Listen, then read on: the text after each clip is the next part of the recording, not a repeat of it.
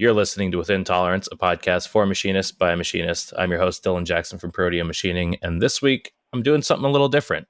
I know a lot of you were able to come to IMTS, but I know a lot of you also weren't. And so I have kind of reached out to a lot of past guests who were there, and they've all come on, and we're going to share our thoughts, feelings, all that stuff about the show. And so first up, I am joined by my business partner, Brad. Welcome, Brad. Hey, guys. And so, Brad, what was the coolest thing you saw at the show?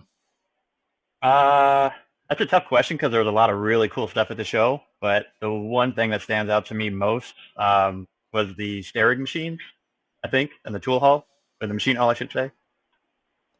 Yeah, that was pretty excellent. I think that that's up there on my list of coolest thing as well. I think it was the 191 Neo demo that we both watched. Yeah. And we both got parts from it, and like they were making this peak. I want to say it was like a bone implant or something. Yeah, I think it's a medical implant. Yeah, but man, like talk about just a cool machine. The apps guy who was showing it to us was great, and yeah, I really enjoyed that demo for sure. Yeah, I think having an apps guy actually demo the machine instead of a salesman was definitely the right move. Yeah. Oh yeah. Yeah. I think that all of the demos that we had that were from apps guys. Like I can't remember what booth we were at, but one of the guys I was asking, and he was like, "Oh, I'm just an apps guy. Like, you have to talk to a sales guy." I was like, "No. You're the guy I want to talk to. Like, you're the guy who has the info that I actually need." Yeah. What about things that I guess we bought or will buy shortly from the show? I think that we, as a company, Proteum, only purchased two things. They're both like the same thing. We bought a spindle cleaner. Yep. And I think that's basically it. We bought two spindle cleaners. Yeah. So we walked by Jam Performance, who makes the pull studs that we like, and they have a spindle cleaning kit that's like an billet aluminum spindle cleaner with replaceable wipers, and like it comes with a couple bottles of spindle cleaner, which I assume is just some light oil or something. And so we bought that, and we're waiting on that to be, I guess, built. They're build to order, I guess. Assembled, maybe, yeah. Yeah, and then the other thing we bought that I actually just received yesterday was a Big Kaiser tool holder taper cleaner, and so it actually wipes both the taper and the face contact of all of our dual contact holders at the same time, which, I mean, we've done for years with rags or whatever, but It'll be kind of nice to have something that fully seats up against the holder and makes it really nice to just wipe that stuff off. Yeah, so we'll have a clean spindle and clean holders. Yeah, which is definitely necessary. Certainly on our nice holders that we have now. Yeah, now that we're all dual contact, which I say big plus. Right. What about trends you noticed overall? I think the biggest trend that I to me, it seemed like was everyone's coming out with their own 0-point systems, which I think is great. It seems like if you have a work holding system that you're a part of, that you're into already, that you bought into, and they come out with some 0-point stuff that you could add on to existing hardware, I think that'd be fantastic. Yeah, I think we saw a lot of that. The other thing I noticed a lot of was just automation in general. It seemed like every booth or every machine tool builder had some kind of robot system or pallet loading system. I think that it's nice to see so much of the industry going that way. I thought it was really cool. We got to play with those. What were those robots called? The OB7s that were across from Amazon. Yeah. And like, I thought it was so cool that they are so easy to use that you literally just walk up, and like, there's not even a salesman around. There's just like a card that's like, here's how to program the OB7. And like the salesman might come over and ask you if you need any help, but like, you could just be like, no. They're like, all right, have fun. Then just there were like away. 3 things on that card, and that's all you had to do to get it running. Yeah. It was super intuitive. It was a very good UI. Yeah, I was pretty impressed with that overall. Yeah. Let's see. And then let's go into what was your favorite memory from this IMTS? I don't think I have a specific memory, but like memories, there's multiple things.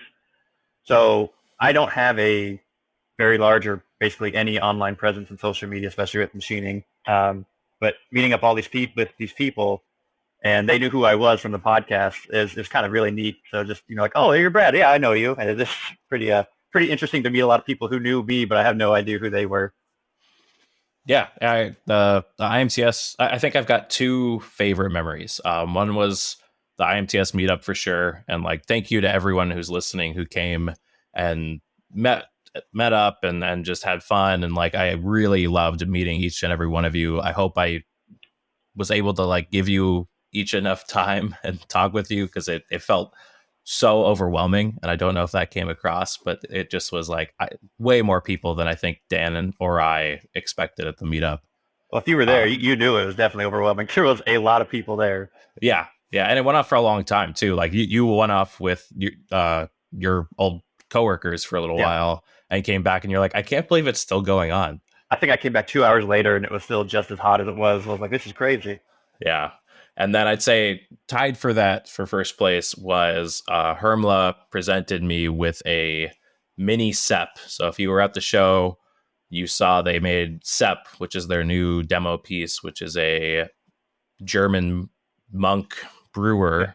Bavarian monk, yeah. Yeah, Bavarian monk. And they presented me with a small one for the channel for With Intolerance. Well, small is relative here. Yeah. So they presented to me, and it was still maybe a foot tall or 10 inches tall, something like that. Yeah.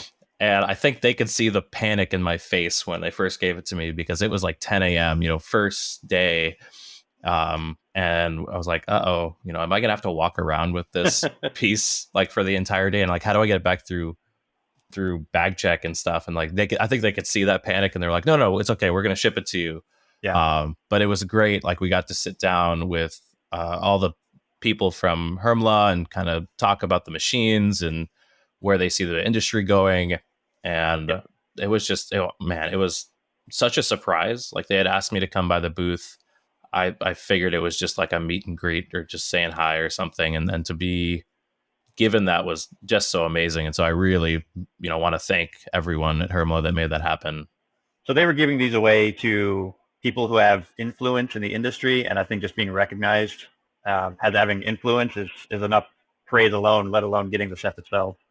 Yeah. I think they gave one to like Saunders as well. Like people who, I think they said it was like for people who are like doing a good job, like promoting the industry. And so like, just to be a part of that group of people was really quite the honor and really, really cool. So I definitely thank everyone who did that. And then, like I said, everyone who came to the meetup, thank you guys so much. It was so cool to like put faces to so many names that I've been talking to on DM on Instagram for so long, or on the Discord. So it was really, really cool to meet everybody. Well, thanks so much, Brad. And we'll bounce on to the next person. Thank you. All right. So I'm here with Chris Zappettini. Chris, what was the coolest thing you saw at the show? Or things?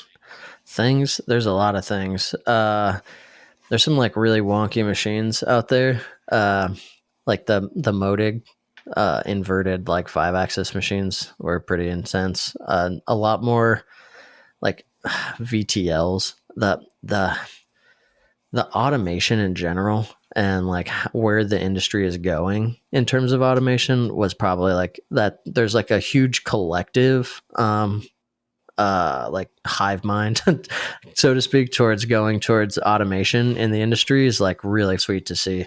And that everybody like recognizes that we need to close the skill gap because it's huge right now. It got worse. I think we probably had like 10 years or so of time with like current people, but like COVID kind of accelerated that to like 2. And everybody were like kind of being on the same page of like where to go. That like, that's not like a sexy answer, like in terms of specific things, but like we're just like seeing like where the industry is going, and that everyone's on the same page for the most part in the industry was really cool. I liked that a lot. Were there any demos that you thought were exceptional that you saw? Like some of the automated, like moving of like things around, like the little like pallet deals and everything was pretty interesting. Like all the little like bolt-on cells that everybody's kind of coming out with. There's so many of them, and everybody's going towards that way. like it's hard to narrow in. Like this show is just so big, it's hard to narrow in on like one specific thing that you see that's like really really sweet. But yeah, in general, automation, all the Okay. automation. Yeah, so cool. Next question was there anything at the show that you bought or will buy shortly for your business? No, I don't think so. Or I guess in your case, anything that you will try to bring into your turnkeys or anything like that. Yeah, probably. Yeah, there's a load of stuff. Like we do. So actually, might buy Hypermill actually, because Okay.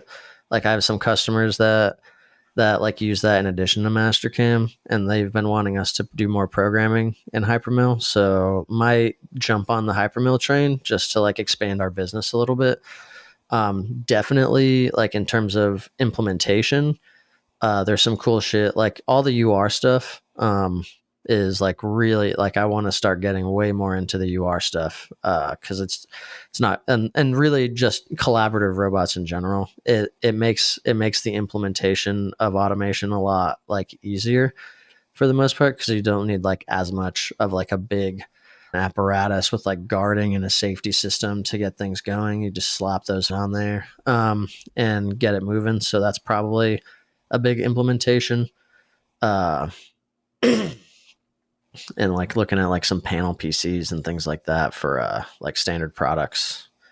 And Okay. and Any trying tooling or new tool manufacturers you saw? No, I don't think so. Like I mean, IMCO had a pretty big booth. I'm a big fan of IMCO tools already. Like I mean, I have like their Power Path end mill like tattooed on my arm right here. It rip, dude. Like 5 flute chip breaking end mills. Like you just they just hog. Like we don't replace them. For the most part, like right now we're doing like at the facility in Boise, we got one of those bad boys, like an inch and 5/8 or like 2-inch flute length, doing like 500 inches a minute and like a quarter inch or not quarter inch, an 1/8 inch radial sidestep, like just moving. That's awesome. They work really really well. And I mean we've been using Frasia a little bit more on like the cosmetics. Like we do a lot of like these particular parts are like almost completely surfaced.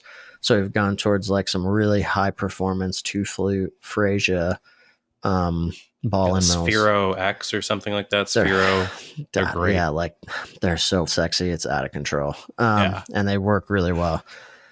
So that was cool. That was cool. And like I always like to try like for better or for worse, like I never go into anything with like these are the things I'm gonna do. I like on every project we'll try something new just to see like you as you like build your bag of tricks, you're like, I'll try this now with like a certain amount of calculated risk. So it's like it is cool to like go out and see all these different things and like I will try that and we'll see how it goes. Yeah. So you already mentioned automation, but were there any other trends that you noticed overall at the show? Nah, like it. I mean, it seems like paperless is also a big push. Like, I mean, there's that company Paperless Parts, right? Like that's coming out. That's like going pretty gangbusters right now. You see them all over. But yeah, like automation and paperless, like essentially like make everything as easy and simple as possible to get going. Seems to be generally the trend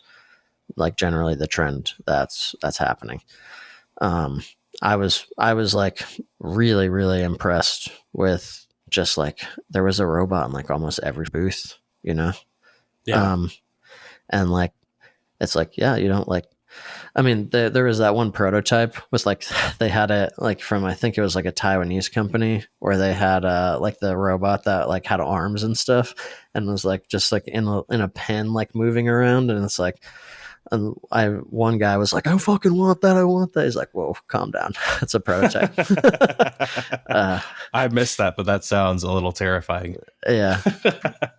Yeah. So what about favorite memory from the show this year? The favorite memory for the show. I got to talk to a lot of my former coworkers at Methods. I hadn't really seen them in a long time because I don't like spend a lot of time back east. Kind of like when I hired my automation guy Brian, I kind of like pissed some people off over there because he was working there, and I didn't necessarily do it in the most graceful way. I realized after the fact.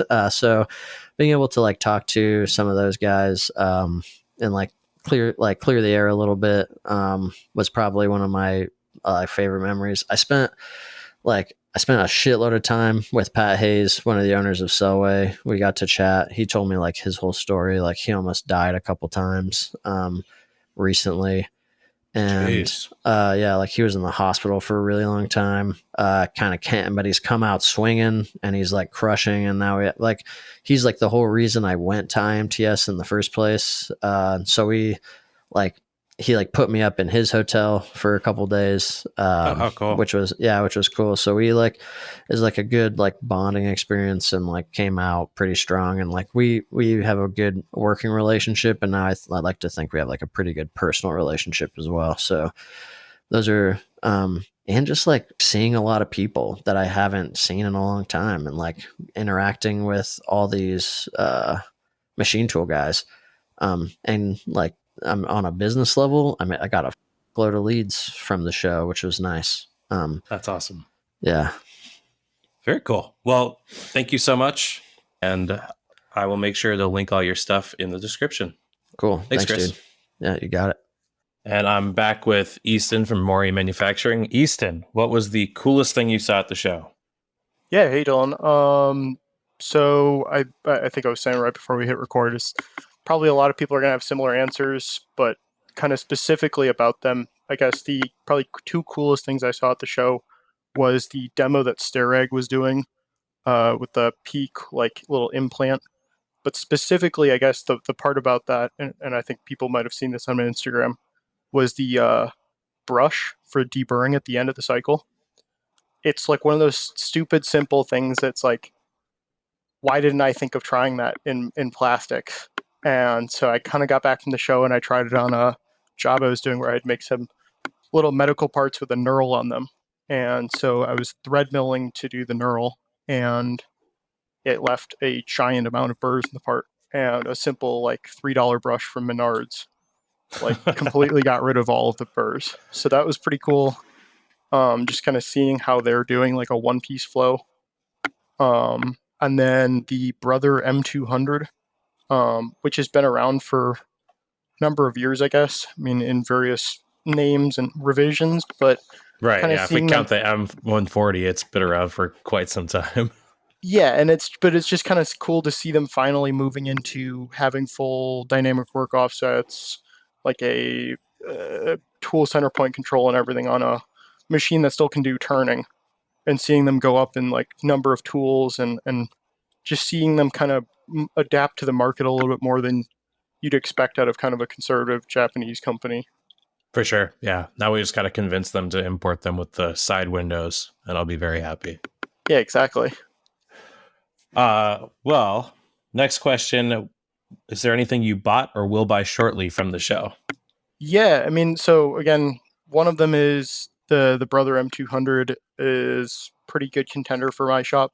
Been looking for a mill turn for a while, kind of like a small / medium sized mill turn, and it's a little bit daunting to kind of step into a $500,000 plus machine that's the size of a school bus, oftentimes, and just consuming like huge amounts of power and everything. And so it's been on the list for a while, but in the interim, it might actually make sense to go for a Brother, just with the pretty reasonable base price, the fact that it can still do a little bit of turning.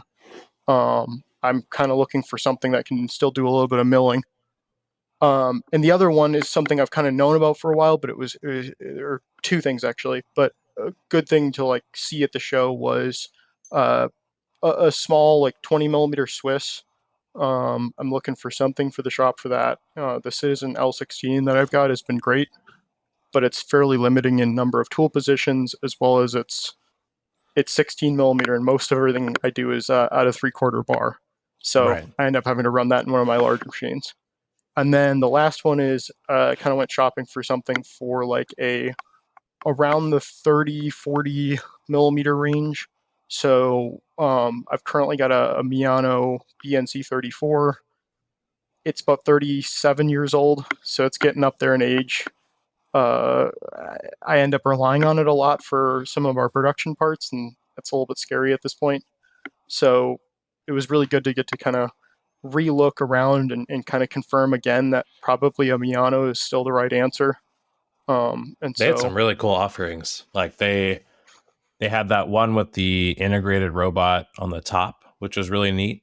I don't think that was anything you were really looking at because it doesn't really enhance your capabilities at all. But just like hearing that you could get a robotized, twin spindle lathe for like 300, I think they said, or something like that, was pretty neat. They've got a lot of really good options, and it was cool seeing their booth too, because it's a lot of the little things that are like don't really like jump out at you. Like something was super cool, I think, on the BNE 51. It's like a twin spindle, twin turret lathe, and they had the whole back side of the sub spindle area. That whole sheet metal panel was on wheels, so you could just roll it open and have full like access to the entire sub spindle for your chuck limit switches and everything like that. So it was really just cool seeing like that they've really thought through how to go about building a lathe like that, and then getting to see the BNA 42SY, which is their job shop machine, is what they've come out with. It is, I think, like last year. Was that the one with the Mitsubishi control that you were standing at for a while? No. So that one is actually Fanuc. So they went back to Fanuc on that one. It is not a traveling sub spindle, so it's only a 6-axis lathe, in the sense that it's got no, like, you don't have an X2 axis on your sub, so it's a little bit faster to program. You've got 12 stations instead of 8 stations on the turret. So you get a little bit more tooling capacity, and I think it's a little bit cheaper. So that is kind of the machine. Like I literally emailed my sales guy last night for a quote. Nice. As just to kind of get that ball rolling, because I'd like to go Brother M200 next, but it kind of the way I'm looking at, like, I spent some time yesterday looking through kind of all my active jobs, and most of them are under 50 millimeter bar and could really benefit from a Y-axis lathe. So that's kind of IMTS really got me fired up to just kind of get another lathe in here and keep going with what I'm doing, kind of thing. For sure. And then what about tooling? I know you spent quite a bit in the Big Die Show booth and around some of that other stuff. Is there anything else you were looking at picking up? Yeah, I mean, I don't know if I saw too much in the tooling area that I didn't already really know about. It was disappointing on a couple of the booths that they didn't have the thing that I've been looking for. Like they had, if it was something in their catalog I've been looking at, they just didn't bring it to the show or that kind of thing. And I mean, I definitely got a chance to see some cool stuff from like MST. They've got a cool right angle head that is about $2,500 for the Speedio. That's not bad at all. No, it's really not. And they had a really cool demo where they literally had an S500 X2 in their booth, and they were just drilling cross holes in the side of a part. And so they have an angled version of it. They've got all sorts of stuff. So it might be worth picking something like that up. Can do like tapping up through, I think, M6 or something. Oh, wow. So it just seemed like a really cool option. They had all sorts of cool tools for that. I guess it was cool to see some of the tools. It was cool to see some of the RegoFix stuff in person.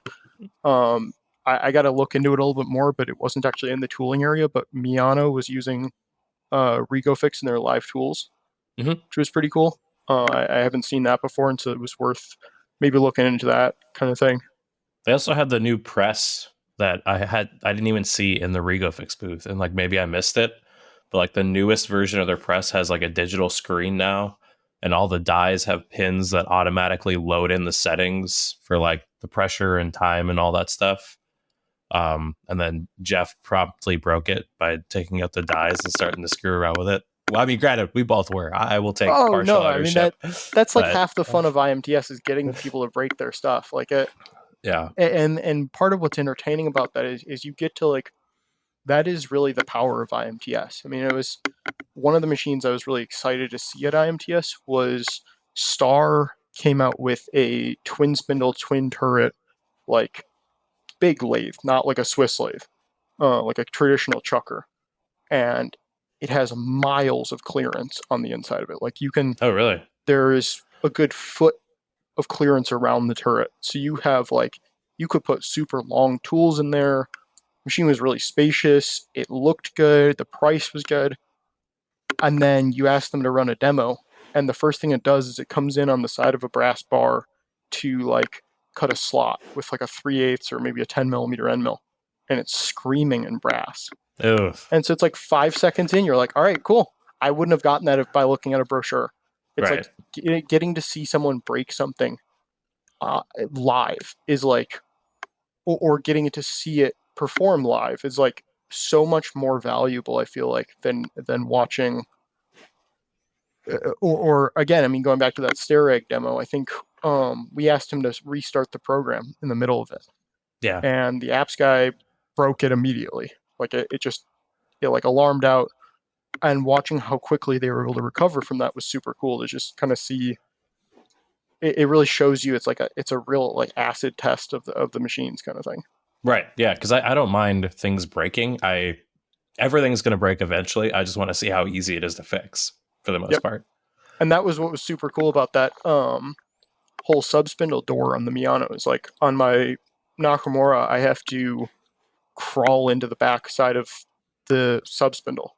Right. You have to crawl like 3 feet deep into there just to get to the chuck limit switches.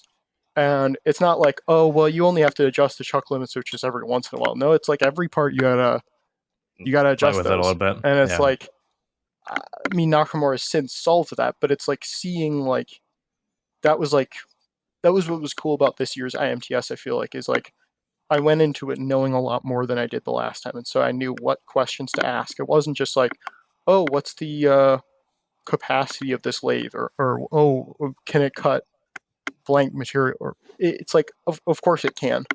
Right. How do you adjust the chuck limit switches? Show me how to do that. Or like, how do you change the guide bushing? Like, it was much more valuable this time around to have some of that experience and kind of walk into the show with a much closer focus on what I kind of wanted to do. Yeah. Yeah, I felt that way when I went to Zeiss. I was like really picking her brain. I was like, okay, yeah, but how do you handle this? Okay, but how do you handle this? Like, it wasn't just like, over level questions of like, show me a program running. It was like, no, let's get into the weeds because I need to figure out if this is even a viable option.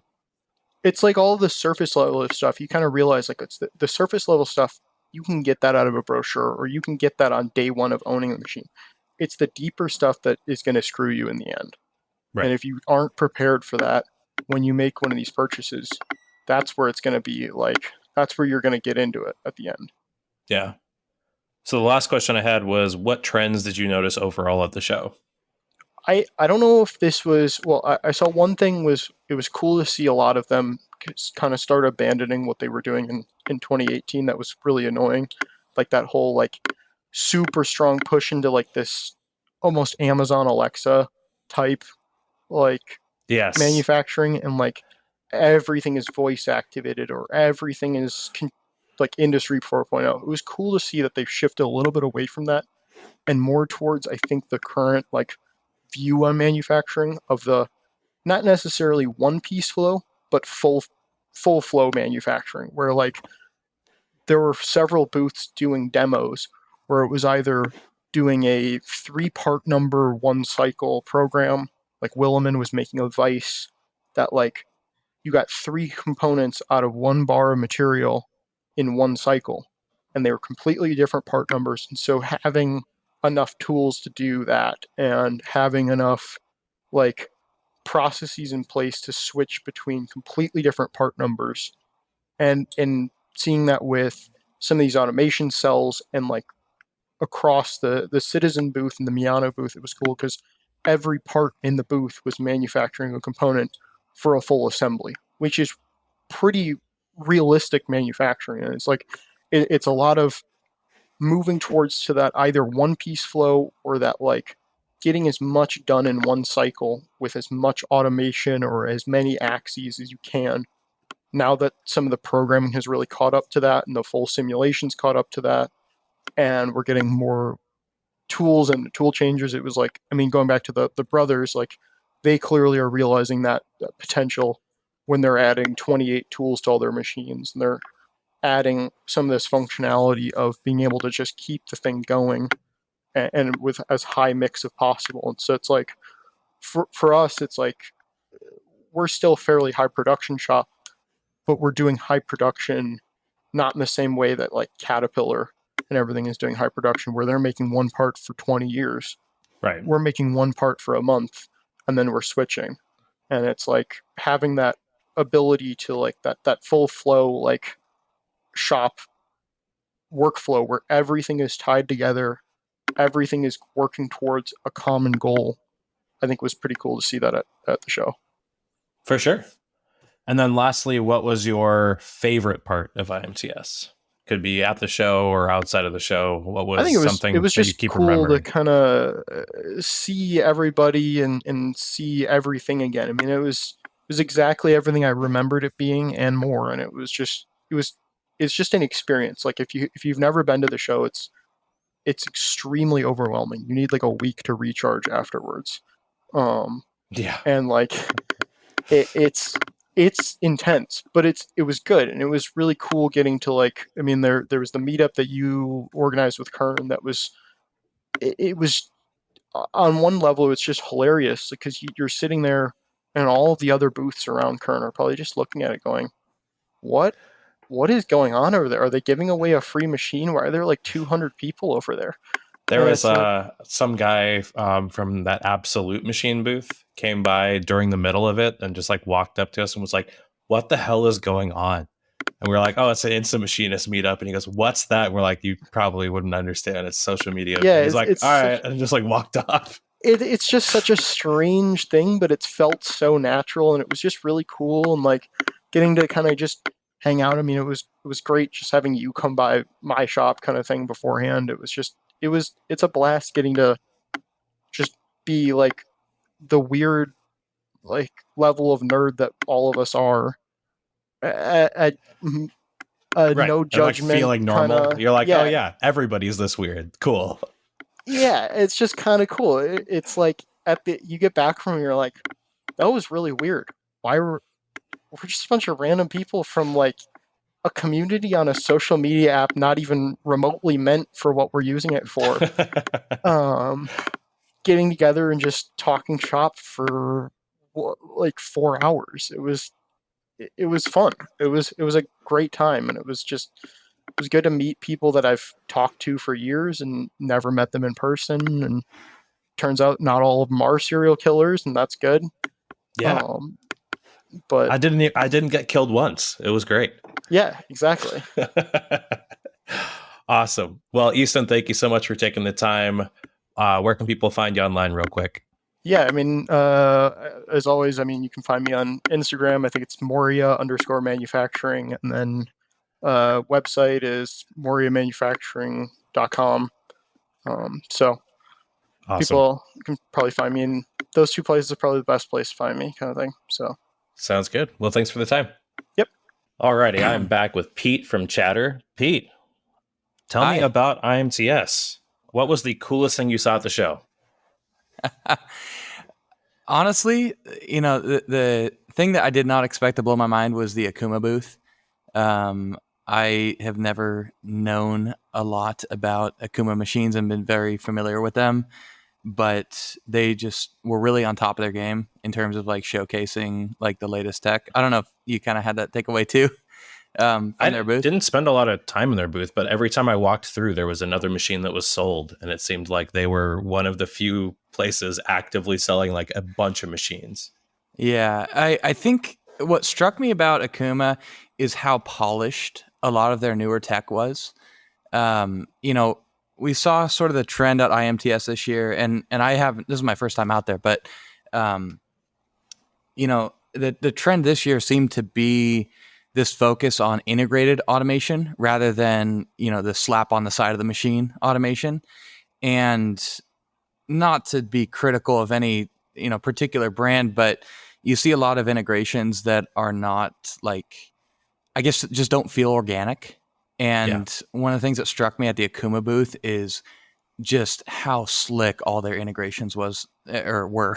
They had this crazy, like, it was 2 lathes in one. I should have looked up the model of this machine before we recorded this podcast, but it was 2 lathes back to back on one control with a gantry loader on either side. And this thing was fast. It blew my mind. So I think that was one of the coolest things I saw out there. The second thing, as an Enshu fanboy, was definitely the demo they were running. They had a 480H, which is the same machine that I've been running, for the past 4 years. And they had this cutting demo that they were doing, if you asked them. And it was so insane. They were running the spindle at 250% spindle load. And even at the point where, on purpose, at one point during the program, the spindle itself bogs down. And as someone who has actually, who is intimately familiar with that machine, that demo blew my mind. That's nuts. They had some really cool stuff, and very interesting automation. Like, they had that weird vertical pallet system thing, that was right at the head of their booth, that I've never seen anything like that. Like, it would grab pallets and go up over the other. It was kind of like a gantry loaded vertical, kind of. Yeah, it was a 5-axis. I think it was a JE. I don't quite remember. But what struck me about that machine is, in typical Enshu fashion, when it's actually cutting, you can't see jack shit. Because the trunnion is faced away from you. But the thing was badass. It was really, really cool. Yeah, that was great. Let's see. Things that you bought or will buy shortly from the show. Well, this is a bit of news. I sold the shop. I think I might have told you that before. So yes, I wasn't congrats. really. It was bizarre being out there at a trade show. When the idea is to people to sell you stuff, and not being in a position to buy anything. But you're full time at Chatter now. So congrats on that. Yeah, it's fun, and the shop's still next door, just behind this wall here. So sold it to a former employee of mine. So I'm still, sort of involved there, but nothing really to report on the purchasing end. Well, let me rephrase that then. Is there anything you saw that, had you been continuing your shop, you would have bought? Probably that pallet system that they had on the Enshu. With these more obscure machines, it's a little bit harder to figure out what you need to do for automation. If it's not like Haas and you can just go on their website and see exactly what system you can, just easily order and get on there. So that would definitely be something. There was a lot in the, honestly, the most interesting hall to me was the sort of work holding and tooling hall. They had, oh man, I wish I remember the name of this brand, but they do a lot of hydraulic work holding stuff. And it starts with a V. Vevtech, Vevtech, something like that. And man, their booth, they did a killer job. Their booth was very hands-on. They had pretty much every SKU in their product line out there. And I was there with Jeff and Juan, and we were just playing around with all the stuff, and you could get your hands on. They had these cool demos where you could literally actuate the hydraulics and see how these different things work. And that's definitely something that I took photos and videos and sent it back to the guy Brody who bought my shop. And hopefully he's going to integrate something like that. And if he allocates the budget for it, I'm definitely going to be there when he integrates it to help, because that stuff was super cool and really game changing. And one of the things I really liked about it, and this is something you don't see a lot in the machining industry, is, a lot of times when someone's selling you a system or whatever, they just want you to do everything completely their way. This company was, and I'm not trying to do a sales pitch for them, I was just very impressed.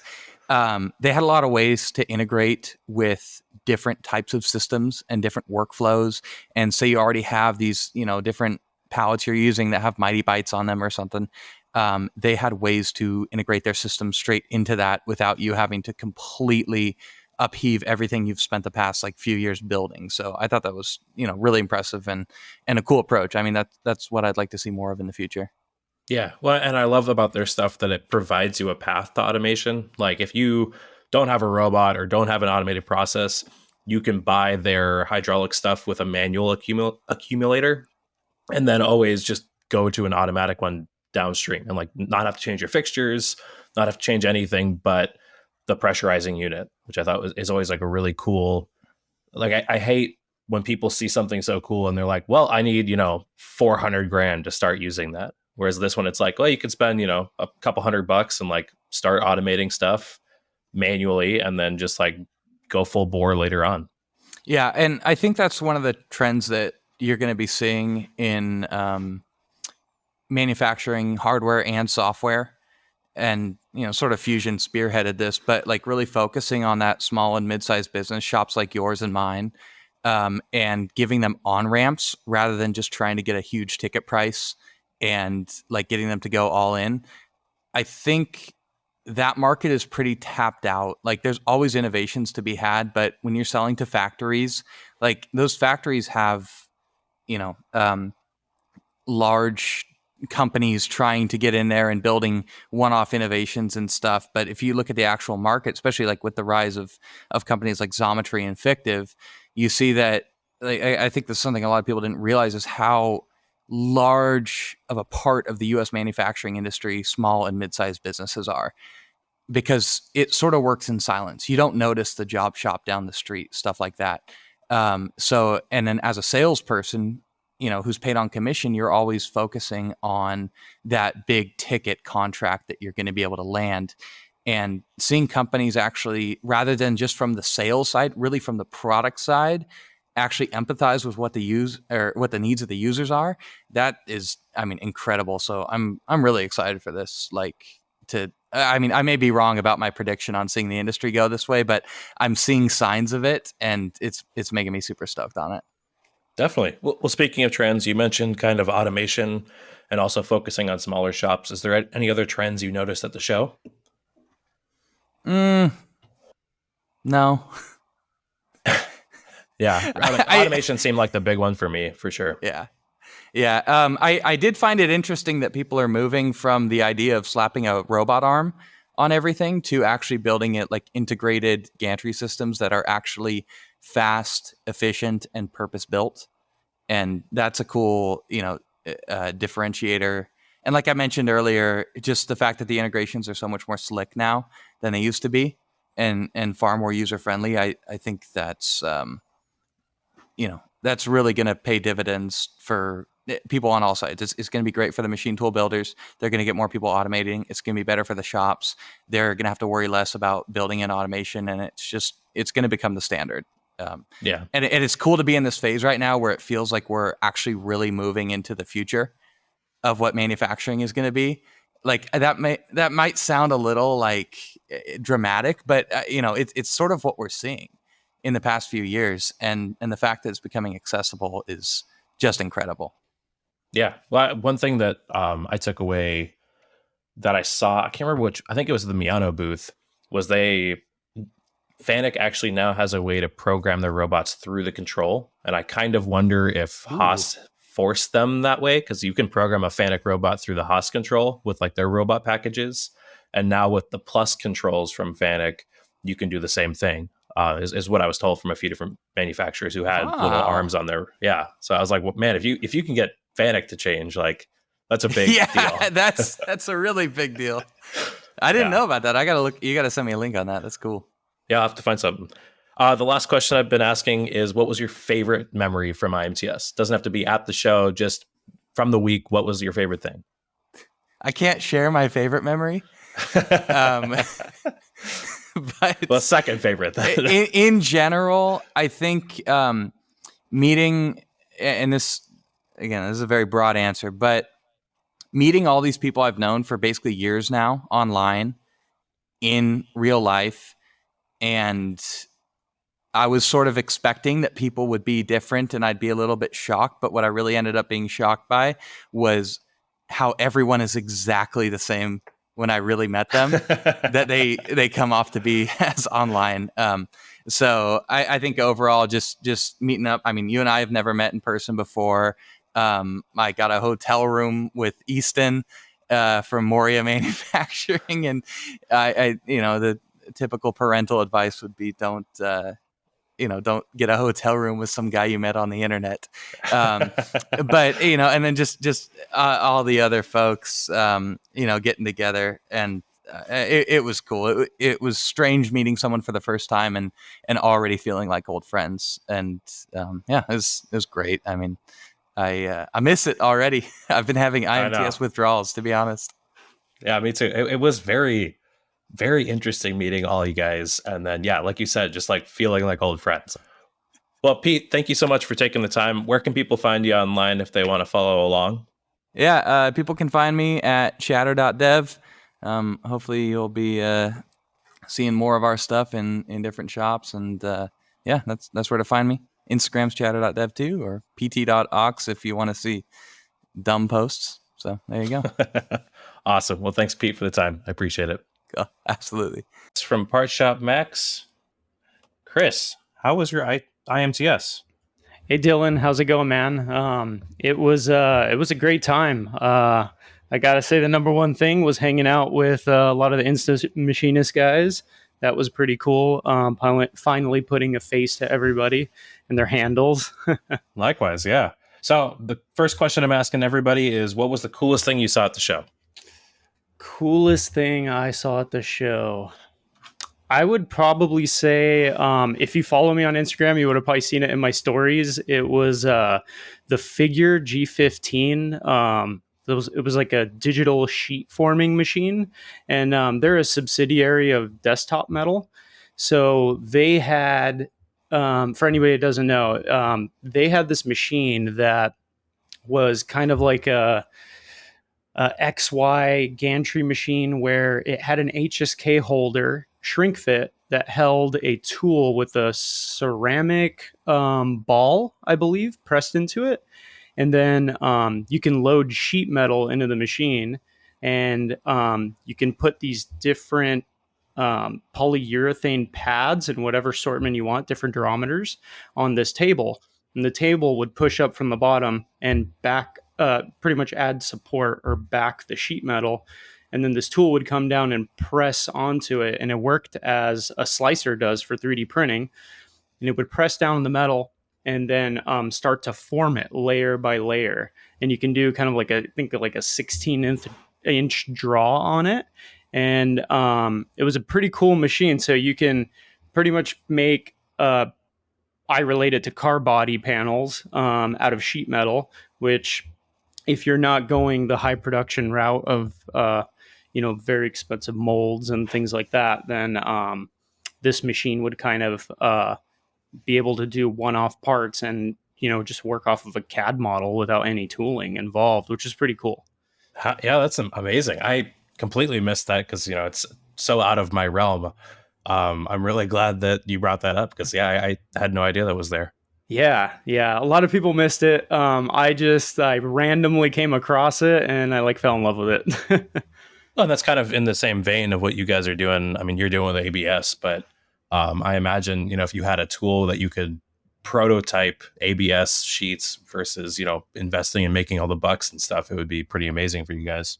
Oh, totally. And I have friends in the automotive industry that do all the hand bodywork metal shaping from scratch. And that takes so many years or a lifetime to perfect and become good at. And you'll never have perfect symmetry, right? So when something's computer controlled, you just get a great part, and you can control the step down and step over of the thing. So you can get the quality ratio to speed that you want. And yeah, pretty cool. That's really, really cool. Any other machines that stuck out that kind of you left with the memory of? I went by the Formlabs booth and finally got to see the Fuse 1 3D printer, and just kind of seeing where it stacks up against its high competitors such as Stratus and HP Multijet and things like that. And those machines are so expensive, but the Fuse 1, I think, was running like about 40 grand for their whole system with the cleaning booth and everything. And the quality of the parts coming out of that were just insane. I definitely would love to have one of those machines in the future. Yeah, it's super cool. I feel like we're finally getting that future that we were promised of like, oh, you would be able to print, end user stuff. And like, I don't think that many desktop machines are doing that, but like the multi-jet and like the Fuse one, like you said, like they're finally producing parts that like I would feel comfortable selling to someone. Yeah, definitely. What is something that you either bought already or will buy shortly from the show? So the first thing I bought right when I got back was actually I ordered one of those AB Tools shear hogs.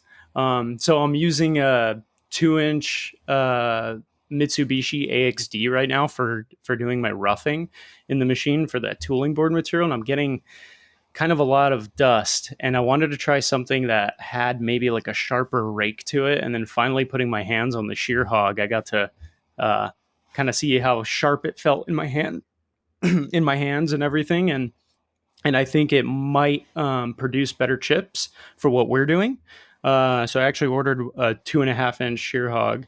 And then as far as machines go, I brought this up a couple times to the guys that I was with, but I went over to the CMS booth to check out their gantry machine, the Antares, and it's got the same gimbal head spindle like ours, and just a bit larger format machine, which we're starting to outgrow the Haas.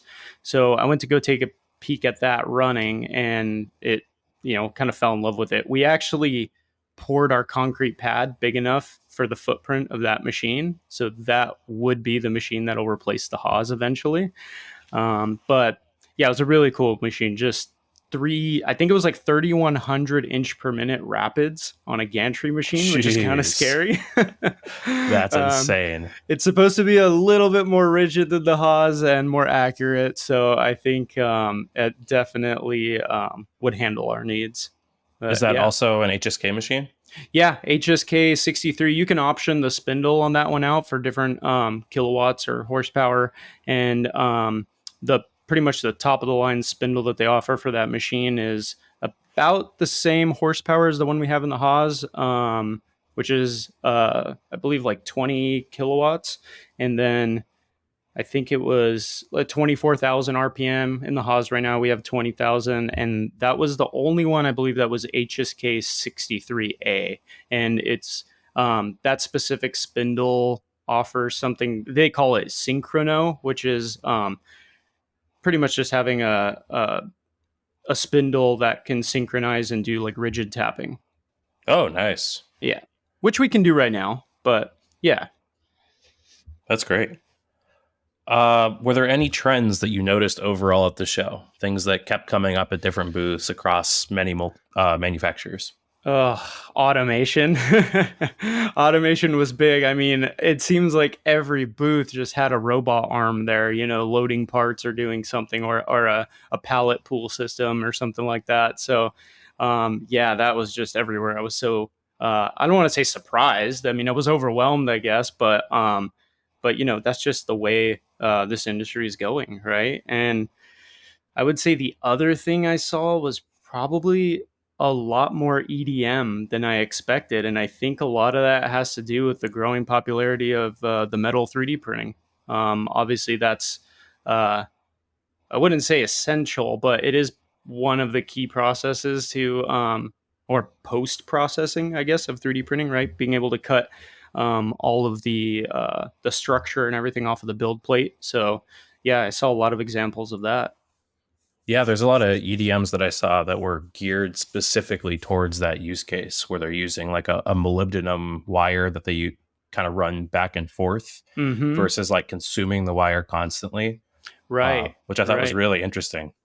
Yeah. And I'm not too familiar with EDM. So seeing some of the machines that had the part kind of in the air suspended and not actually completely submerged in a tank was kind of cool, because you can actually see what's happening. Yeah. Oh yeah, for sure. And the last question I'm asking everyone was, what was your favorite memory from IMTS this time? Favorite memory was definitely the Instant Machinist meetup at the Kern booth. That was pretty cool. Everybody was just mingling and talking to each other, and it's so funny because I kind of didn't begin the conversations with like, oh, I guess what's your Instagram handle? You just get into talking about things, and then at the end of it, it was kind of funny. It's like, oh yeah, this is my Instagram handle. It's like, oh, I've been following you or talking to you forever. It's kind of funny. Yeah, it was crazy. There's so many people that, I would start talking to them. I was like, I feel like I know this person. And then, I'd look at their badge or something and notice their company name. Be like, oh man, we talk all the time. Like, of course I know you. Yeah, it's so funny. But it was great, man. Just everybody was awesome. Everybody was awesome. And it's amazing how much accumulative knowledge there was in that booth between, the amount of people and their talent and everything there. It was awesome. Yeah, it really was. Well, Chris, thank you so much for taking the time to join me today. Where can people find you online? I'm pretty much only on Instagram, really. I have Facebook, don't use it. Just really on Instagram, and my handle's CAD Chris. Awesome. Well, thank you again. All right. Thanks, Dylan. I am back with Devin from Like and Precision. Devin, what was the coolest thing you saw at the show? Oh man. Let's see. Coolest thing. Like what comes back with you? Because I know there's a few demos and a few things I saw that, like, when somebody asked me to talk about IMTS, like, those are the first things that come to mind. It's like, oh man, this is cool. This was cool. I mean, the whole show was cool. Like, let's be honest. But what were the standouts? Yeah, I'm a little disappointed actually at how little time we had, and that I kind of went with a lot of focus, which I think was good. But I didn't get a chance. We kind of like walked the whole show really quickly, but didn't get a chance to just kind of like stop and ogle a lot of things. But I would say there was two things that were kind of like already on my radar that were pretty cool. One, I'm not sure if you saw this, but did you see the Robo Drill demo where they had two 4th axis rotaries that had the rotary axis along the Y? And they were doing a part handoff between two vices and then using them to pick the blanks off of the wall and then dump them into a bin. Do you see that? No, that's super cool though. So that was very cool. It was definitely like not a one size fits all solution, but it kind of fits in with a lot of stuff I've been thinking about. So it was kind of cool to like witness it and be like, oh, someone else has thought about this. Someone who knows what they're doing, I guess I should say, has thought about this. Right. It's not as harebrained as you thought. Yeah, it's not as harebrained as I thought. It works. Like, clearly they're making a lot of parts. So that was pretty cool. Basically, they had like a magazine on the inside wall of the Robo Drill that was preloaded. It was like a vertical magazine, so it had a bunch of parts that would just fall down as the one on the bottom was pulled out. Oh, cool. Okay. Yeah, there was two rotaries facing the operator with vices that were pretty high off the rotation of center, so they had a lot of swing. So the one on the right, if you're looking into the machine, would turn 90 towards the wall, go over, the vice would close on the part in the magazine, pull it out. It would go back to normal to Z. Then it would do the machining. And then the next rotary, which had a very similar setup, they would both turn to center and just like, I guess they had figured it out so that they would just like mesh like two gears effectively. The next vice would close, the first one would open, then they would open like two gears. It would machine the bottom, and then that second vice would just dump it into a bin that was underneath the rotary. Oh, that's super cool. I didn't realize that what you were saying was that the vices themselves were the automation. The vices were the automation. Yeah, that's exactly. So cool. Yeah. So, and this is kind of like on par with a lot of stuff I've been thinking about and discussing with Uriel from Austere Manufacturing. We've been talking almost every day about like kind of low cost automation solutions outside of just buying a robot and using it to put parts in a vise. So that was pretty cool to be like, this is like a full featured implementation of that. Another thing that I saw, actually two situations where, again, this was just sort of a, what do you call it? Just a verification that the thinking that Uriel and I have been talking about is kind of on track, was that both Hermla and Sterag were doing a part loading scenario very similar to ideas that we had thought about. Did you look at the Sterag part loading situation at all? No, I must have missed it. I spent a lot of time watching their 191 Neo demo, but that was all bar fed peak, I think. Okay.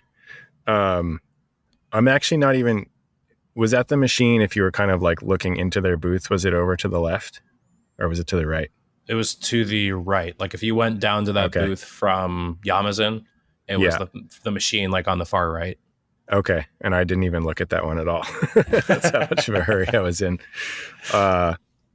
So they were using the machine on the left, they were using a spindle gripper to load their parts, but it had an automated trays thing set up where they had like a whole magazine of trays that were stacked, and then a little like, I don't know, it's not a gantry. It was just like a drawer slide basically.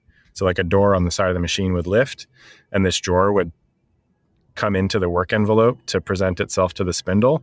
And then they would just pick a part off, put it in the vise. The drawer would retract and they'd go to town.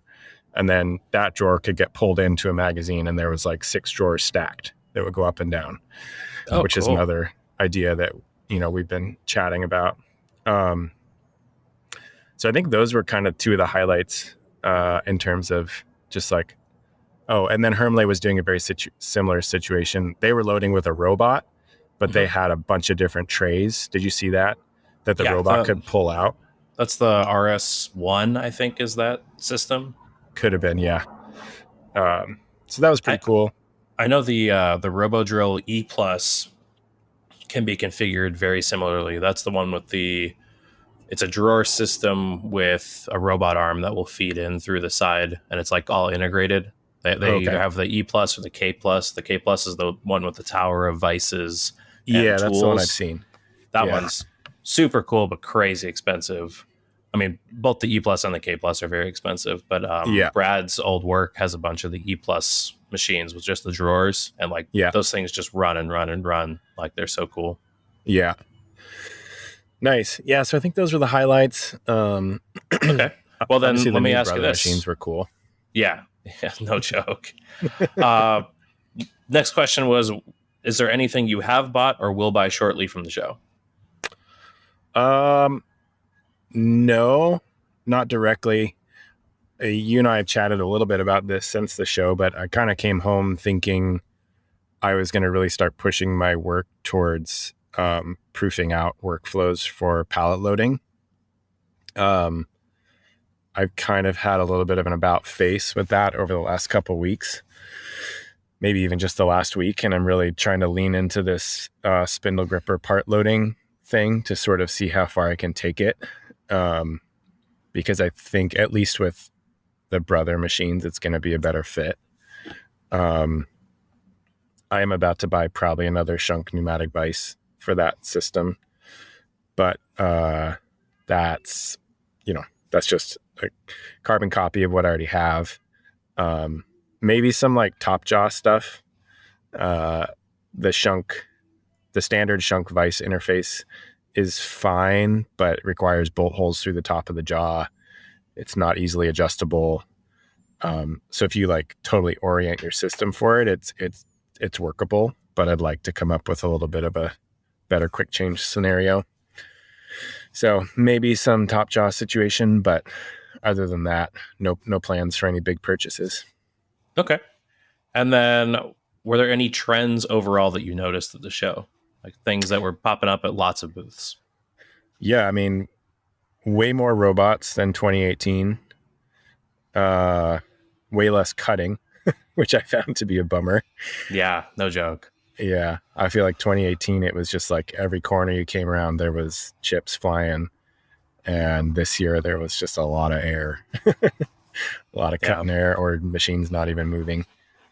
But yeah, I mean, cobots, robots, they were everywhere. That was noticeable. Yeah. The cobots were cool. Like, I don't know, did you go to I think it's like productive robots that was across from Yamazin? They had like the green and white robots. No, I kind of eyeballed them, but I didn't go in there at all. So I ended up stopping there because a friend I was with was curious about them, and then I ended up going back because their robots are relatively so easy to program that most of their demos were like, teach yourself how to do this. Like, they had little cards next to the robot, and they're like, here's how to do basic things, figure it out. And like, they would come by and be like, do you have any questions? And you could just be like, no, I'm good. And they just leave you alone and let you play with the robot. And like, so I was learning how to identify stuff with the camera and pick it up and all that. And it was pretty impressive. I want to say that I heard they were like in the 30K range too, which was not bad for a cobot. Yeah, that's cool. I kind of purposefully avoided looking at cobots this time around. I was kind of heavy on that tip about a year ago. And for the past like 6-8 months, I've just been trying to sort of approach every question as like, okay, if I were to throw $30,000 at this, is a cobot the best scenario, or is there some sort of other, purpose built or just out of the box way that I could attack this for, say, a third or even, a sixth of the cost? I'm sure at some point we will have cobots or robots in our operation, but at least for where the business is right now, I think it's probably not the best use of funds. So I'm trying to steer away from that and try and be creative, at least for the moment, see where that takes us. So are you planning with that new shunt vise to duplicate your setup on the other machine, or are you adding like a 3-axis station to your setup? I think the plan, and I say I think because I haven't fully modeled it out or anything yet, but I think the plan is to build a small end-supported trunnion, but like compact, with 2 shunt vices right next to each other. So this system is sort of like, for the moment, I've given myself a part envelope of 3x5 effectively. Z is a little bit adjustable depending on, finger length and jaw height and all that kind of stuff, but 3x5. So the vices would be spaced far enough that I can get a 5-inch part in there on center and not run into the other part, but otherwise as close as possible. Because I'm already running into the scenario of just trying to fit first op jaws of some kind and a pocket in the same jaw can sometimes work, but it's not like a reliable, just like punch go and hit it kind of workflow. And because I'm specifically trying to design the system for like medium to low mix, so like 10 to 50 parts, not that you couldn't run more, but it has to be like something that you can go from proofing out a part to running it automated in like 10 minutes or less. I need it to be super, there just can't be a lot that you have to change every time. So the current scheme is you pick up the blank with a standard set of jaws or fingers on the gripper that pick up the blank. It gets picked back up out of the op one jaw on the hat, so it's still the same size. It gets set into the second op jaw with the hat, so it's still the same fingers. And then it gets dumped out of that vise with blown air through the jaw, so that you don't have to have a custom finger to pick it back out when it's not the same shape anymore. And obviously that requires that the 4th axis be able to flip over to do the dump. Right. Which is kind of silly to be like, I'm going to go to all this work to put this vise on a 4th axis just to be able to dump it. But at the same time, it's like, it's there. You also get the added benefit of potentially doing second op, 4th work if you need to, etc. And then I was going to orient them 90 degrees to each other. So one clamps on X, one clamps on Y. And then you could, depending on how your part orientation is, put op one on either one if you need it to be the long ways rotated or the narrow direction rotated on the fourth. So anyway, that's what the second vice will be for, is to just kind of streamline that whole workflow. Awesome. That's very cool. Yeah. Well, and then the last question I'm asking everybody was, what was your favorite memory from IMTS this time? Doesn't have to be at the show, but just what stands out as like just the coolest thing or the most fun that you had while you were there? Interesting. Probably just, honestly going to some random bars in a cool neighborhood and like coming across this like 10-piece jazz band that was just like ripping it and sitting outside, and yeah, it was beautiful. And you were there. The weather was really nice while we were there, just hanging out with some friends. At home, it's just, as I was joking with another friend who runs a shop here, and he was like, it's kind of funny that we had to go to Chicago to just hang out like normal people. But it's also like the truth that we're all super busy and it's hard to connect. So it was fun to just have some time away from the shop, away from family for a minute, to just kind of slow down and hang out. So that was pretty sweet. For sure. Well, Devin, thank you so much for taking the time. Where can people find you online? Lycan_MFG on Instagram, although I'm a little spotty about posting these days, trying to be better. And then lycanprecision.com. I think that's pretty much it. You can shoot me an email. Awesome. Well, thank you again. Right on. And I'm back with Andrew from Henry Holsters. Andrew, thanks for taking the time. Glad to be on. So first things first, what was the coolest thing you saw at the show? So a lot of the things at the show were the same as what I saw in 2018. But what was interesting to me was that I was able to approach them with a new level of understanding, having done years of work and tons of research and reading since then. So I was much more interested in 5-axis stuff this IMTS than previous ones. And the beauty of the movements and the precision of machines from Hermla and Kern was much more impactful now that I knew more about how that actually works. So that was really fun. It wasn't just like, oh, wow, cool, there's a statue in that booth. It's like, oh, wow, that's a really complicated process, and the surface finish on that is bananas from every angle. Oh, yeah. Yeah, Brad and I commented something similar because we realized last IMTS we didn't even have our first Speedio. Mm-hmm. And so like we had the Kitty, and I think we had the older brother, the TC that we sold. But yeah, just in terms of like level of machining and level of understanding, it was such a big upgrade from 2018. So you were moving in slow motion then, and now you're at like real life speed. Right. Exactly. Yeah. Next up, what is a thing or things that you bought or will buy shortly from the show? I bought 2 Brother R450 X2s, and they were delivered today.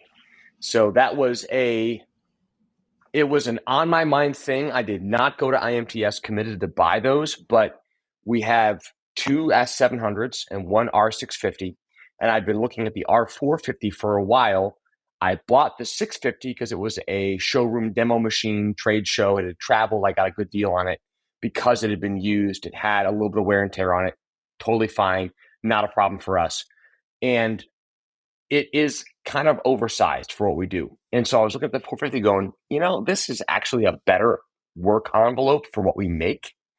And I had actually never been in front of a 450 until this IMTS. They'd been at previous IMTSs. I had just not paid attention to them. And once I got in front of one, I was like, oh, okay, yes, this is what I want to move to. Everything's close, single operator door, controls are right there. There's no loading door and then side control door like the 650. For what we make, it streamlined a lot of the things that are a little bit burdensome on the 650 and would allow me to get almost 2 machines in the footprint of one, because they can basically go almost directly side by side. We left some space in between just for the ability to like walk around and clean the floors because I'm into that. but the advantages of the 450 are going to be slightly faster cycle times, less footprint, less overall power and air consumption. Everything's more accessible to the operator. And we now have 2 identical machines, so we can either double up on a single large production job, or we can have 2 things running intermittently side by side and not have to interrupt production on the one 650 to do that. So yeah, I'm pretty stoked. They're here, they're in my shop. The air and power drops were done tonight, and the machines should be powered up tomorrow, and then hopefully have Yamazin send a tech down early next week to sign off on them, get everything done, and then throw some Pierce and stuff on them and make chips. Heck yeah. Yeah, congrats. That's excellent. And now that we received our 3rd brother, I do kind of know it's kind of nice to just have something where there's no learning done. You're just like, okay, time to work. Like, let's make chips. Yeah. The instant it's on, work coordinate, probing, programs, just dump it all on there. The only difference is going from the 650 to the 450, we're going to have to reorient all our jobs in X and Y, because we have enough Y depth on the 650 that all of our 12 to 14 inch fixtures fit in Y. On the 450, they don't. So it's going to be we're going to be pulling all the work off the 650 and only putting it on 450s, so that I can post all that code for all of our production programs again, and not be mixing and matching some versions for the 450, some versions for the 650. We're just jumping over and then saving the 650 for some other projects later. Totally. And you got a kind of interesting option with your 450s, if you're willing to share, because I had never heard of this. It's not here yet. So there was a bunch of hype. I was excited, and then there was a delay. So we do dry machining. Our second 700 and our 650 have never had coolant in them. We are dry machining plastics like HDPE, Kydex, and Boltaron all the time. They do not need coolant, and they don't need any kind of air blast. We just machine them straight up. And so we have not had to put coolant or even connect the tanks or the trays or anything. Those machines have just been dry the whole time. And what that allows is we don't really need to have doors. There's no risk. There's no issue with coolant evaporation or mist or anything in the shop. And so incidentally, at IMTS, talking to one of the sales guys at the Amazon booth, I saw a picture on his laptop of a shop that had like 12 or 14 450s literally cheek to cheek, just tight side to side. And he was just showing me that picture as an illustration of, the 450s, a lot of companies just put them just like sardines. And I looked at the picture, I'm like, how are all those machines running with the doors open? And he's like, oh, they have light curtains. And I sat there and I went, Lloyd, you've had light curtains this entire time?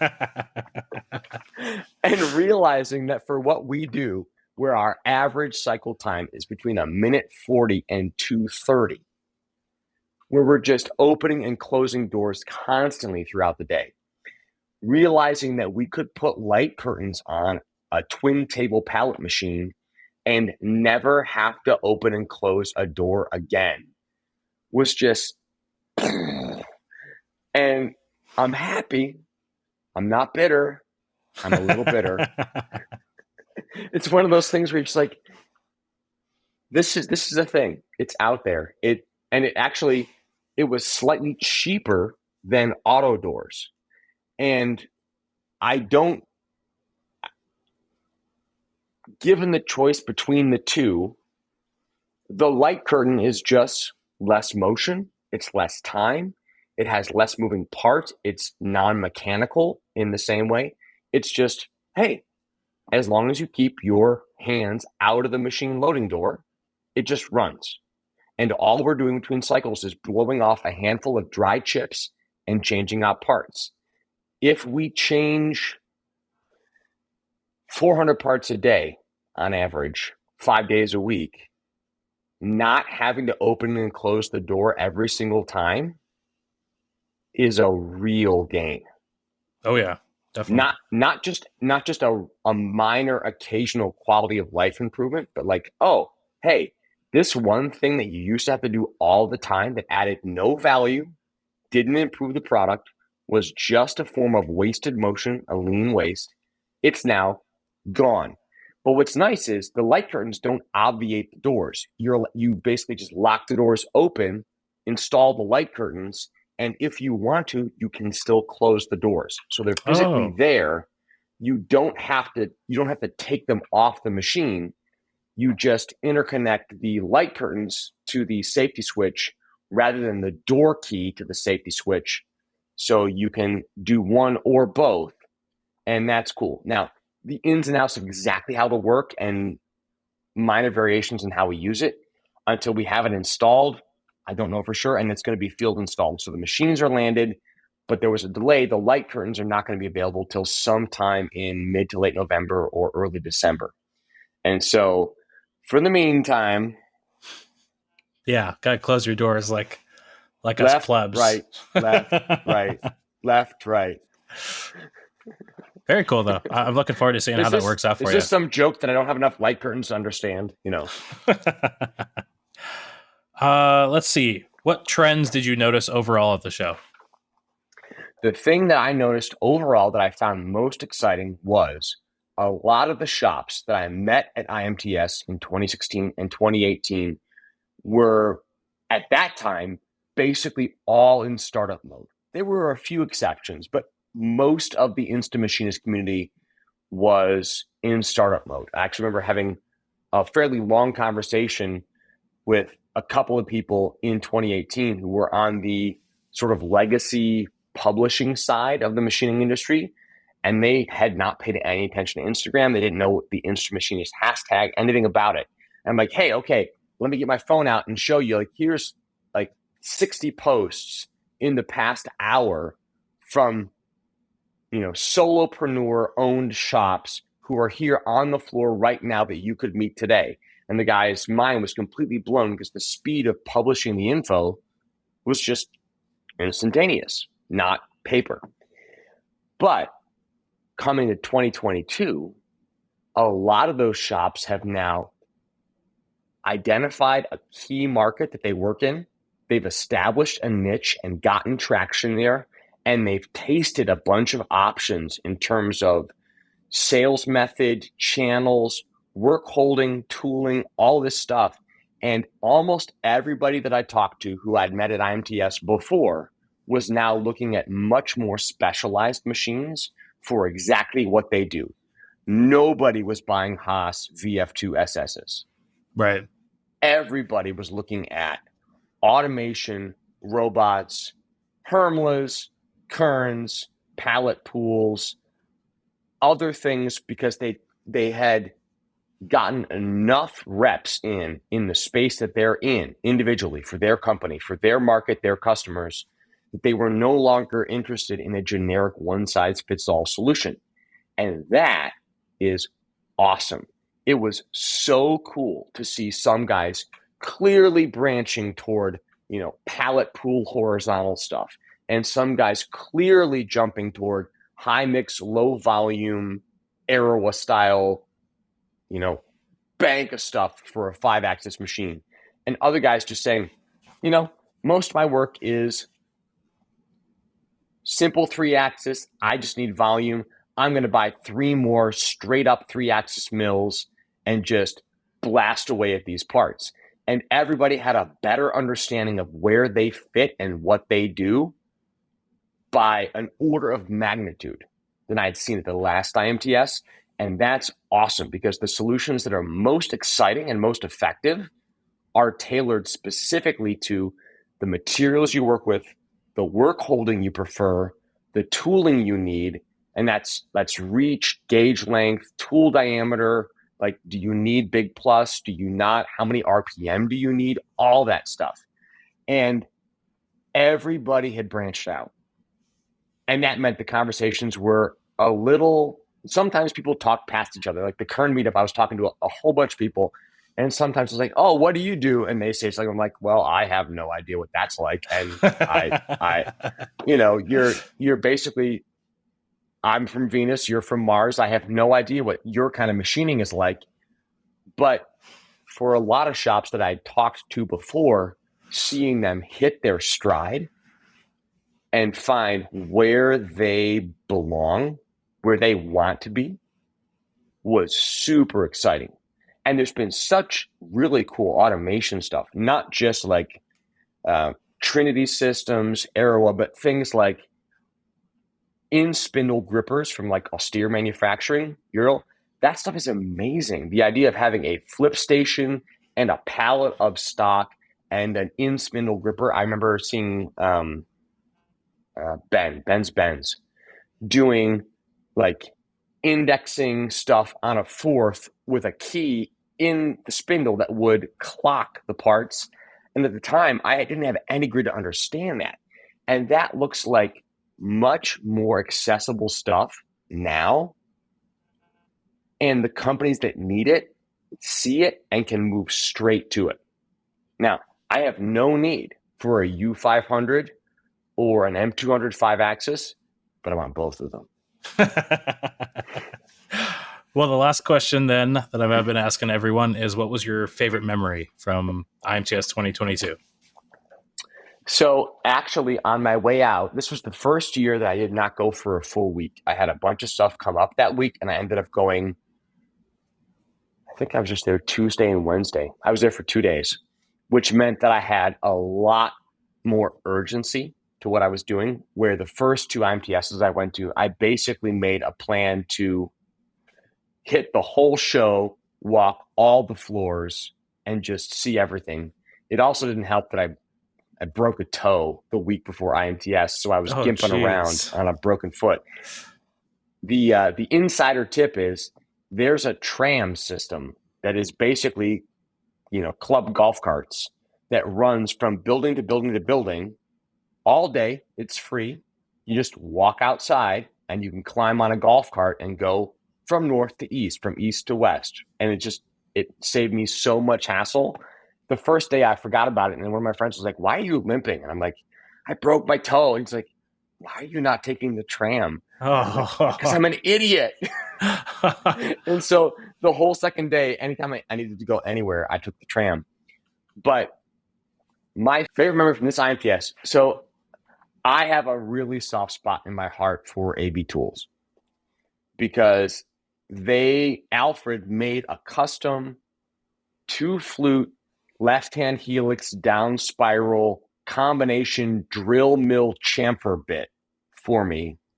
It's a very odd duck. Wow. Back in 2014, so that I could do 3 different operations on a part on a little desktop router. And that was the tool that made it possible for me to launch my first product and make enough money to buy my first Speedio. And so every time I go to IMTS, I love going to see AB Tools and seeing Liz and Nick and John Baker, and until this year, Alfred. Obviously, we love him to death. We're sorry he couldn't be there. I missed Alfred terribly. Yeah, but I'm so glad that he's doing well. Yeah, it's amazing how his progress has been, and I've been praying for him and checking up on him. But it is such a joy to see a small company like AB Tool, who is excellent at what they do, but they're never going to be like in an ISCAR booth. Right. They're always going to be a small company where you know everybody's names and they take care of you and they know who you are. And that's like my favorite thing at IMTS is going to see the handful of companies who I've worked with now for the better part of a decade, who have taken care of me, answered my emails, answered my phone calls, and enabled me to grow my company so that we can go from, in 2014, 0 employees to 2019, 4 employees to 2022, 17 employees. That's crazy. I had no idea what your current count was. I hired 5 in the past month. Holy cow. Congrats. We've been growing. It's exciting. And that kind of progression doesn't exist without all the other companies that are small enough to care and personal enough to know you and invest in you. And that, I hope I never grow out of that. I don't ever want to be just a suit at IMTS who's walking around shopping for the bottom dollar on flat bar stock. I always want to be going there in kind of a goofy shirt with a backpack full of energy drinks and granola bars and just hoofing it around all day to see friends that I care about who have their own companies, who have been slogging along, building their brand, making sales, finding customers. And it was so cool to see how everybody has grown. Obviously, not everybody has grown. A few companies that I saw 4 years ago are not there now. But overwhelmingly, the companies that I was really hyped about and guys I got to be friends with, they just keep trucking. They're not giving up. And they're finding new and incredibly creative ways that I would not think of to design new products, deliver better value, keep their lead times down. It's so fun to see what they're doing. That said, I don't think anybody needs a Kern. But you want one. But I fully support anybody who gets one, because I want one for no reason at all. I actually want two. I want one to run production, but I want one to just play around with, because mirrors are fascinating and I would like to machine some. Yeah, for sure. Well, Andrew, thank you so much for taking the time. Where can people find you online before we close? We're on Instagram at Henry Holsters, and also you can find us on YouTube, and then our website is henryholsters.com. Awesome. Well, thank you so much for your time. You're very welcome, Dylan. Have a great night. And I am back with Nick from P3D. Nick, what was the coolest thing you saw at the show? Oh man, I wasn't prepared for this. I mean, I guess I have to come right out and say the coolest thing is probably the Kern, because we sort of set up a self-fulfilling prophecy with the last episode. Yes, yes. Well, so my second question I've been asking everyone is things you bought or will buy shortly from the show, so we can wrap these two into one. Yeah, we could probably fill the entire 15 minutes with this, so I'll try to keep it short and sweet. So yeah, where we last left off, I was eyeing the Doosan, and I was looking at some other potential machines. Basically, I didn't go to IMTS to go and look at all the pretty demos. I really went there with a mission. I needed to find a higher end 5-axis. So Doosan was on my list. I got them to break it in a hurry, so that quickly fell down the list. It looked like a fine machine, but it needed some bugs worked out. Looked around some more, looked at the Kitamura Med Center. Sweet little machine, and it was high on my list, but it just felt a little bit small. Like, not only was it a small table, but it had a small working area and travels and everything, but the footprint was right. Right. And then walked around a bit more, looked at DMG at their event, looked at some other stuff. Micron Mill E500U, that was looking awesome. We were really close to pulling the trigger on it. Yeah, I know, because like Wednesday we talked and you're like, yep, I'm pretty sure that's it. That's going to be the one. I was pretty sure, because it would be a 1-to-1 UMC replacement as far as size. It had 60 tools. It had a pallet changer. It came with all the stuff I wanted. The price was right. I was like, okay, I'll sell my 2 Haas machines and replace it with 1 Micron. And, I was talking to some people, and I heard the service was maybe not fantastic, especially in the US and especially in like the Southeast. So I was like, okay, let me just do one last pass on like Wednesday night and Thursday morning. And I was had dinner with Dan over at Kern, and he's like, hey, come by the booth in the morning. So we, like, of course, everyone is kind of known. That's been a Kern has been my dream machine. I thought I was out of reach, and we came to an agreement. Still a little bit of a stretch for us, but we will be receiving next spring, like late next spring, a Kern Micro Vario with the internal pallet changer and a future Aroa. They're back ordered for a long time now, like a year plus. So we will get an Aroa eventually. but we'll have 42,000 RPM HSK 40 spindle. We'll have a 30 pallet internal pallet changer that can still do the vast majority of the parts I'd want to put on this machine. And I think it goes without saying that I'm not going to have the accuracy issues that I've struggled with on my Haas machines. I think I have not only stepped up, but I have bypassed that question entirely. Definitely. So I can no longer blame my tools. Yeah. Well, congrats. Because I know, it was such a shock. Like, we spoke Wednesday at the Instagram meetup, and you're like, yeah, no, I'm pretty sure this is going to be it. Like, that makes sense. Like you said, UMC 500 replacement. And then I came to Kern just to say goodbye, and you were there, and I had no idea anything was happening. And then I was on my plane, and you messaged me, you're like, so I just bought a Kern. I was like, what? Yeah, they let us ring the bell and everything, which was awesome. That is super cool. It was one of those, like, couldn't pass it up.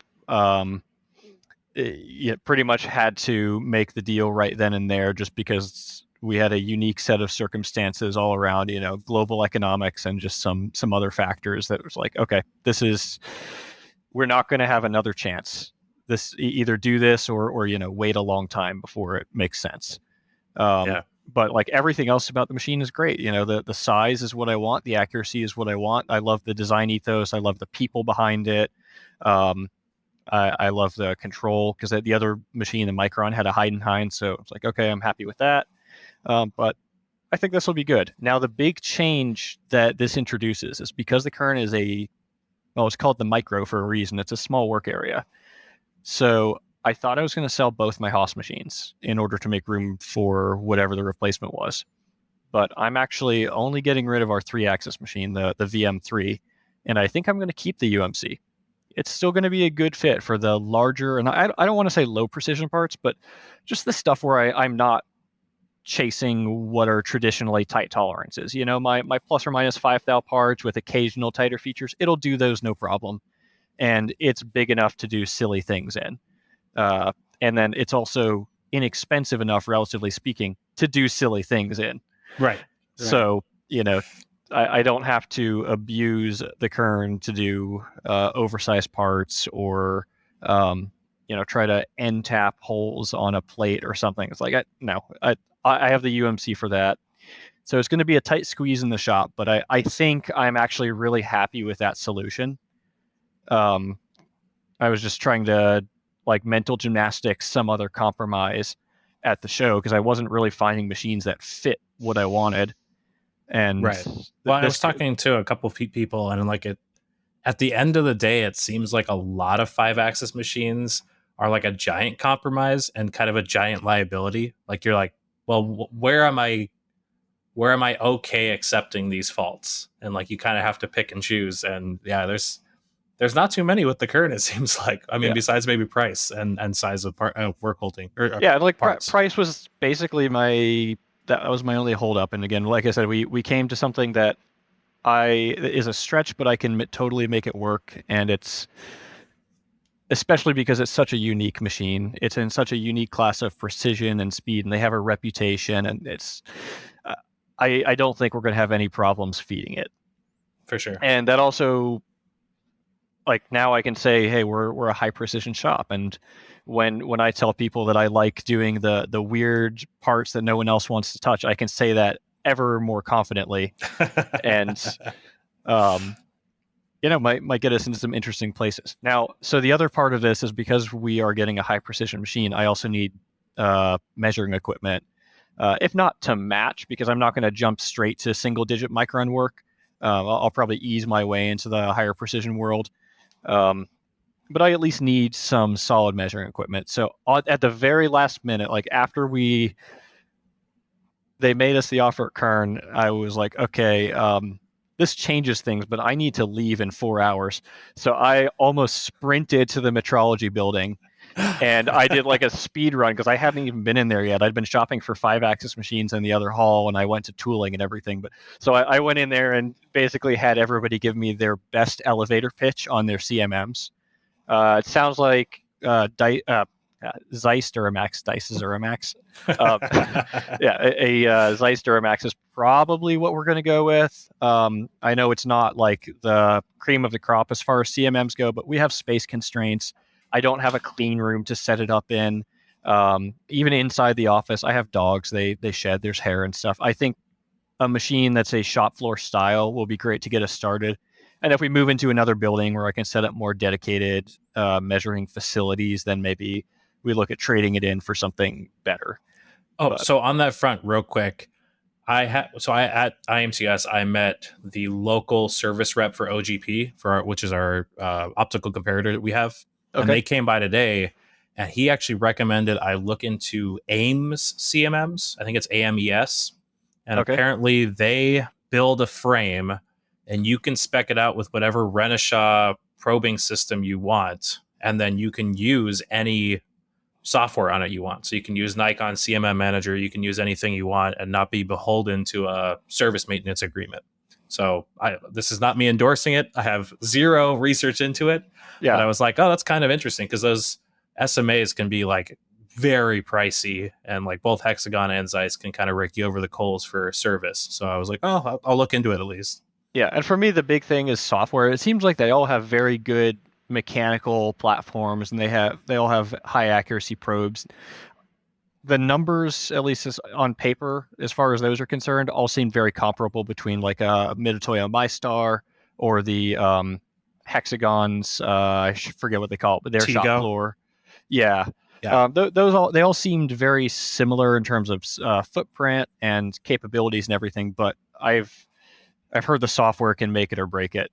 And since we're a job shop doing low volume stuff, by the time I have a program set up and running, I'm already on to the next one. I can't sit there and dial something in and tweak it. So it needs to be intuitive and fast, and because I want to inspect my parts properly, but I also don't want it to take forever. Right. So I still have research to do on that front. I'm still picking some people's brains and harassing my local salesmen and so on and so forth. The lead times on those seem to be pretty short versus the machine itself, the Kern. So I have a few months yet to sort that out. Definitely. And that may even trail the Kern because, like I said, I'm not jumping straight to ultra precision work. The first things first will be get the machine here, then tool it up, get familiar with it, and then start gradually pushing the limits from what I'm comfortable with now closer towards the upper bound of the machine's capabilities. We'll see where we end up, but my current measuring tools will suffice to probably 2 or 3 times the accuracy that I'm working to now, and we'll go from there. Very cool. The next question I've been asking everyone is, what trends did you notice overall at the show? I found that a lot of the salesmen were really open this time. Now, I haven't been to an IMTS before, but I went to EMO in 2019, which is like IMTS plus and slightly more European.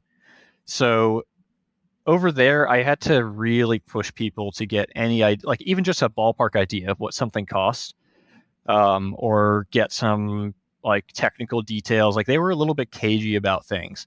And here at IMTS, I don't know if it's just because it was a predominantly American audience instead of distributors, or if it's just because the times are changing. It was really easy. I could walk up to somebody and say, okay, this is cool. About how much does it cost? And usually I would just, before they could even say anything, go, yep, I know your salesman can get you better pricing. There's discounts to be had, options, just like what's a typical package ballpark? Right. Is it how many decimal places, or is it 5 figures? Is it 6 figures? Is it 7 figures? And like people were willing to give me even more than that. They'd say, oh yeah, that's $110,000. Right. Or like walk up to a tooling booth and ask about an angle head, and they're like, oh, it's like $2,800. I'm like, oh, really? That's less than I thought. And heck, even I was at the MST booth looking at some of their heat shrink holders and things. They had prices just stuck right to them, so you didn't even have to ask. Like, wow. Yeah. I think that was a surprise. I that was not the way that it was in 2018. I noticed both much more information about pricing this time and much less badge scanning. Like I actually had to ask people to scan my badge, whereas last time, I don't think that a day went by last time where my badge wasn't scanned like 100 times. It was like, oh, you want a beer? Badge scan. Oh, you want this? Badge scan. Like they were that's all they were focused on last time. And this time, like, I literally had to ask salesmen, like, can you scan my badge and give me more information on this next time? And they're like, oh yeah, for sure. Yeah, they were pretty upfront about scanning my badge, but usually only after we'd had a decent conversation. It wasn't just because I was there; it was because I was interested and genuinely wanted to follow up. I didn't really have to pester them for it. Usually, like as we were winding down the conversation, they'd say, "Oh, hey, have we scanned your badge yet?" Right. But yeah, no, like very relaxed environment. Overall, it was a really fun event. Yeah. Well, that brings me to the last question then, which was, what was your, I guess, maybe second favorite memory of IMTS this year?